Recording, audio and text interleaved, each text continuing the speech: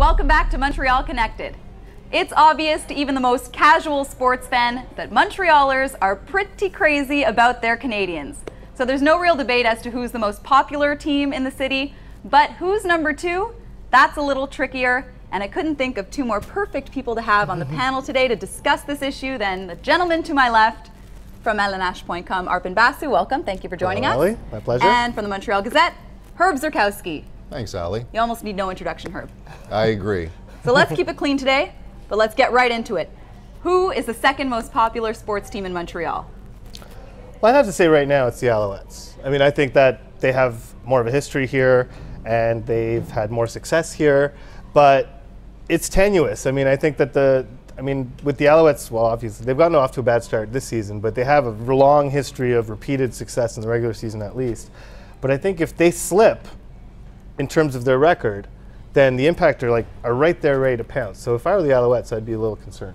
I would say the Alouettes are the second most popular because they draw more people. The Impact still has not come close this season to selling out Saputo Stadium. So I would say right now the Alouettes are second, but they certainly see the Impact in their rearview mirror. And it's so impressive how the Impact have just grown over the last decade. They've gone from about 3,000 fans to now more than 22,000 fans and spectators at some of their games. Do you think they'll ever catch up and maybe even surpass the Alouettes in popularity? It's possible. It's definitely possible. And they have a great facility, which is brand new as opposed to a refurbished one that the Alouettes play in.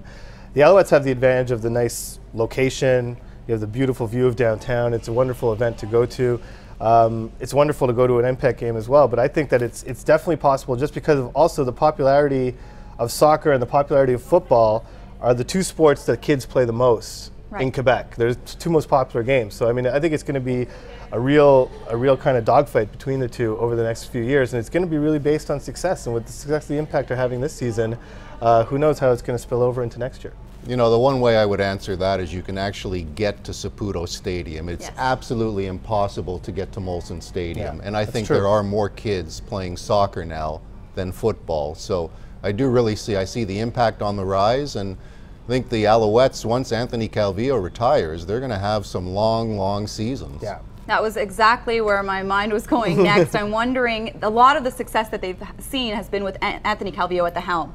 So when this AC era comes to an end, which it will inevitably, in the near future even, do you think if they're struggling, they'll still have this momentum and have popularity? I really don't think so, personally. I think that Montreal fans have shown for every team except the Canadiens, and I think the best example is the Expos, that when the Expos were playing well, they drew well.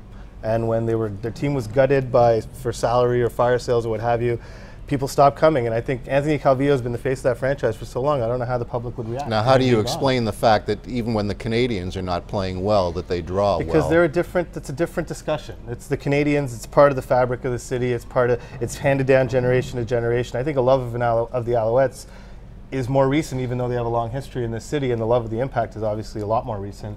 So it's not habitual. It's something that they love from season to season, and they're in wait and see mode. And I'm interested to see this season, if the Alouettes start to struggle, how is their attendance going to be affected within this season itself?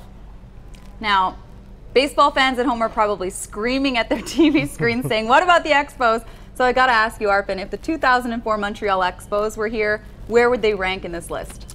Well, the 2004 Montreal Expos were a team on life support. I mean, I covered that whole season, and there was no one in the stadium just because everyone knew they were leaving, everyone knew it was over, and they only came at the very end just to say goodbye. So I don't know if the 2004 Expos would be up there, but you know, the Okay, if we date back a little bit long, a little bit further back. 1994 Expos maybe would be more popular than either of the two teams, I would think, because that was a great team. I think there would have been a certain novelty with the downtown stadium. Once it opened, they would have had a grace period for a year or so, and then like any other team, they have to win. They have to be competitive. Yeah.